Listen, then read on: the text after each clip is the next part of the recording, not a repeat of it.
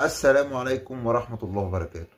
بعد مباراة الأهلي والبنك الأهلي بالتعادل الإيجابي 1-1، مهيب عبد الهادي جايب الكابتن أيمن الرمادي عشان يسأله في حاجة خايبة زيه، وحاجة بتبين قد إيه إن الناس دي بصرم. الناس دي بصرم والله العظيم، وعندهم نقص. مهيب بيسأل أيمن الرمادي: هل تم توقيع عقوبات على مصطفى شلبي بعد احتفاله بشعار الزمالك؟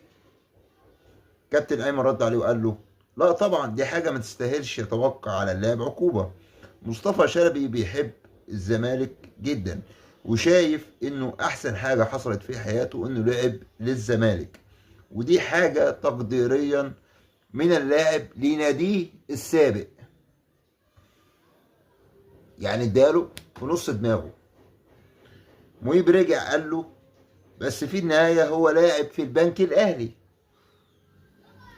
أيمن الرمادي رد عليه وقال له: عادي، أنا ممكن أتكلم مع اللاعب في الجزئية دي عشان بس يريحه، عشان هو تعبان على آخره.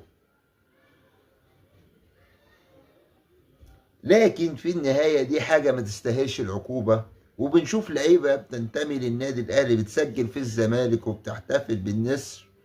فاكرين مروان محسن ولا صلاح محسن لما مع المصري لما عمل كده؟ ما سمعناش الاخ مهيب جابه على التليفون ولا جاب مدرب المصري وقال له الكلمتين دول؟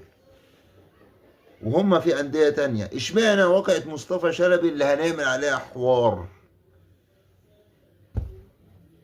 والله يا كابتن ايمن، فعلا انت كل يوم بتثبت لنا ان احنا خسرنا مدرب كبير ولعيب كبير زي مصطفى شلبي. بس ان شاء الله ترجعوا تاني نادي الزمالك وتنوروا نادي الزمالك من جديد. سلام يا احلى جمهور في الدنيا.